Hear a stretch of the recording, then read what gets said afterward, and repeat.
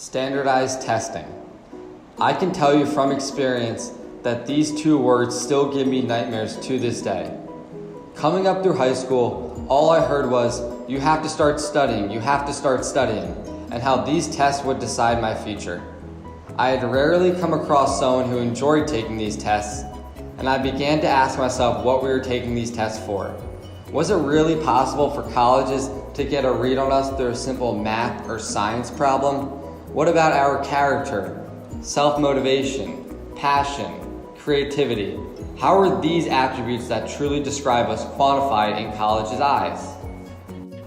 I will argue that standardized tests are extremely bad for students because they only show a small part of a student's academic ability, favor students with better financial standing, deter actual learning, and can affect a student's future in a negative way.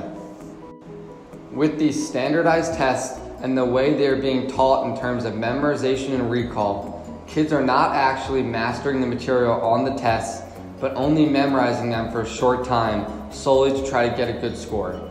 For example, according to Hani Morgan in his article, relying on high-stakes standardized tests to evaluate schools and teachers, a bad idea. In Texas, high school teachers noticed that although they raised their students' scores for the reading section of the Texas Assessment of Academic Skills through drills and practice, many of the students could not apply what they learned to content other than that appearing on the state test. Additionally, these standardized tests have shown to limit student learning because they focus only on cognitive dimensions, ignoring all the other qualities that go into a student being intelligent.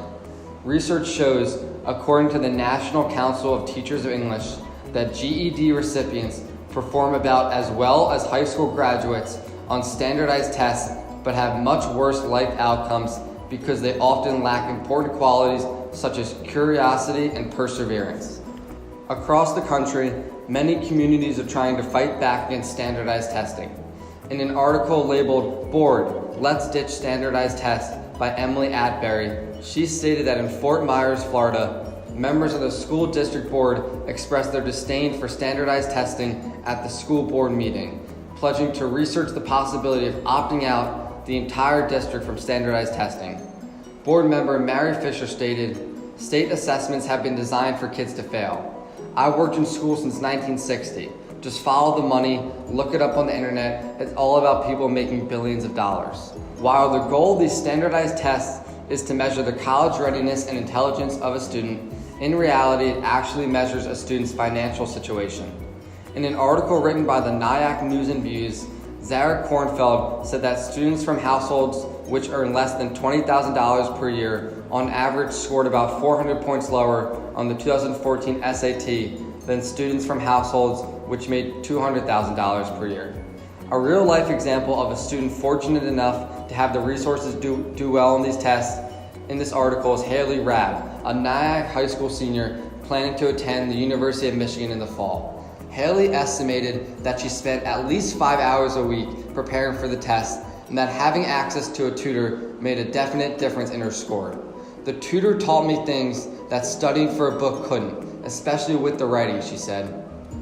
According to the National Center for Fair and Open Testing, tests are highly coachable, advantaging students who can afford to spend $800 or more on test preparation classes. The correlation between income and test scores shows that students attempting to prove their readiness for college through these tests will be seen through a different light based off of their financial background. Additionally, students all across the country study for these college tests for years and feel as if the rest of their life is hanging in the balance. But how much does standardized testing actually matter, and is it even useful?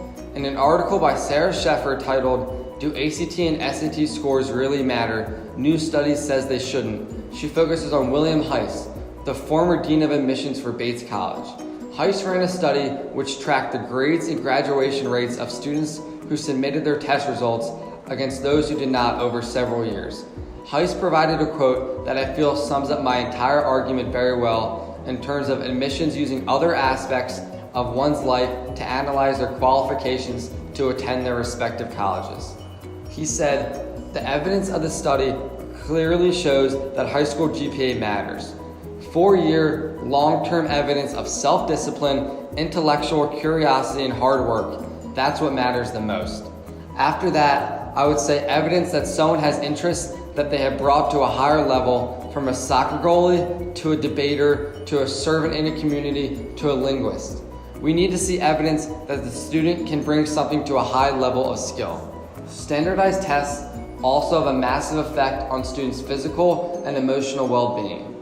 According to Christina Simpson in a paper written for the Harvard School of Education, the American Psychological Association surveyed teens ages 13 to 17 living in the United States to understand how teens experience stress and the impact that stress is having on their lives. And 69% cited getting into a good college or deciding what to do after high school as a reason for stress.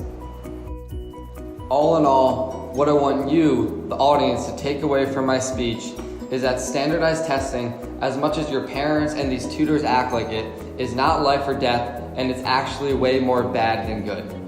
I know personally speaking that no one can tell who I am cognitively, creatively, or socially with 4 sections of a test, and I hope by the end of this speech you have realized that also. Thank you for your time.